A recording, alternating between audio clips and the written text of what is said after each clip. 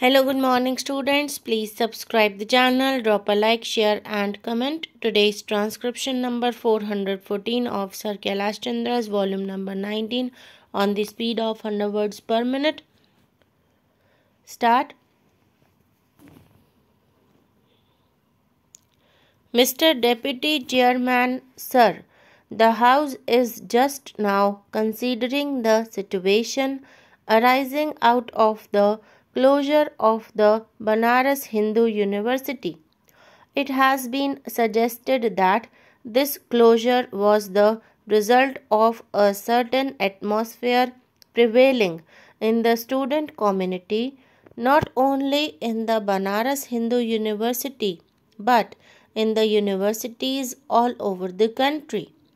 This raises, sir, a very big issue, the issue of discipline among students.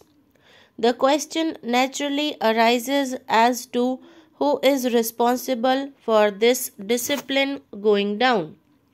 Sir, I would resist the temptation in this debate of going into the various factors that are responsible for discipline among the students going down if it has gone down to the extent which has been stated by the previous speaker.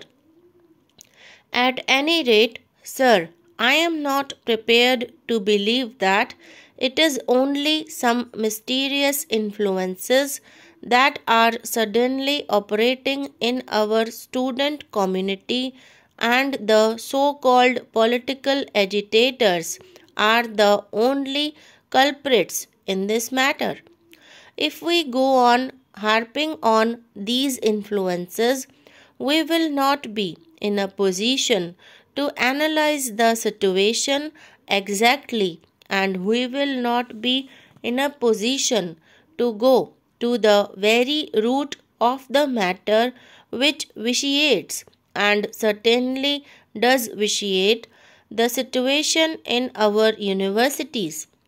But as I said, we are considering today a situation that has arisen as a result of the closure of the Banaras Hindu University, and unless it is made out that the situation in the university is worse than the situation in other universities as far as student discipline is concerned, this particular factor cannot unnecessarily be harped on. There may be deterioration in the student discipline, but that is an all India phenomenon. Fortunately for this country, we don't find all universities being closed down in this way. It is only the Banaras Hindu University which was forced to close down.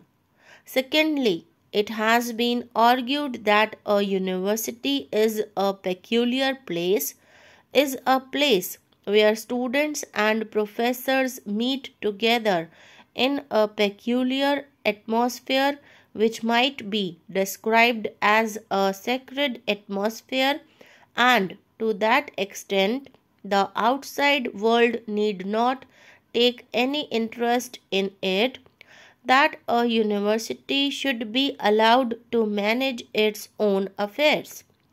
This house would be very pleased if that was the situation in the Banaras Hindu University and the public was not called upon to take interest in its affairs.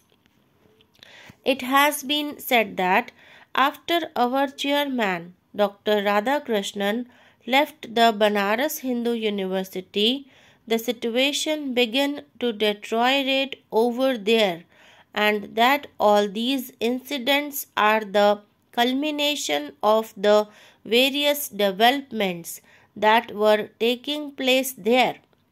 May I respectfully submit that even after Dr. Radhakrishnan left the Banaras Hindu University, there were vice chancellors who could manage that university quite well and could enforce discipline among the students in spite of the fact that certain situations and conditions and forces might be working in that university which might be taxing the ingenuity of the vice chancellors. Therefore, we have to take into consideration what exactly happened in this period when the situation went out of hand.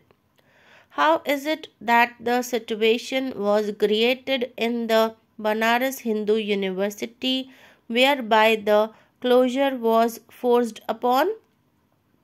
And that does bring us to the question of the Vice Chancellor of the Banaras Hindu University.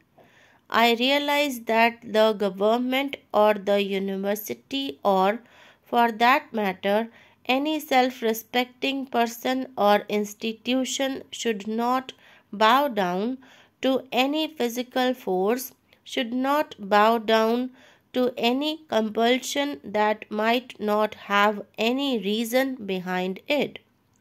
Any irrational force, any irrational threat, any irrational situation which might force an individual or an institution to bow its head against its own wishes and better judgment is certainly a situation which no self-respecting person or institution can accept.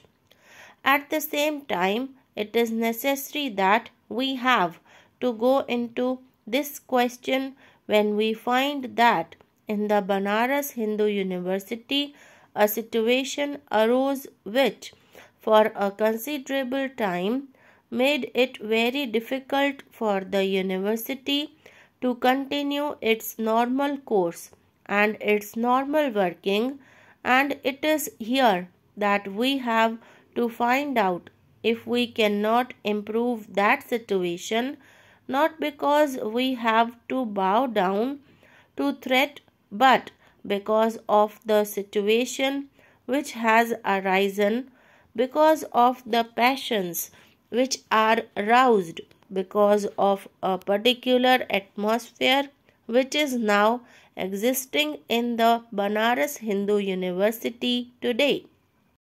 I have no knowledge of the present Vice Chancellor of the Banaras Hindu University excepting what I read in the papers, and I know that it is not a very safe guide to judge as to whether a particular individual is a fit individual to carry out the responsibilities which he has undertaken or not.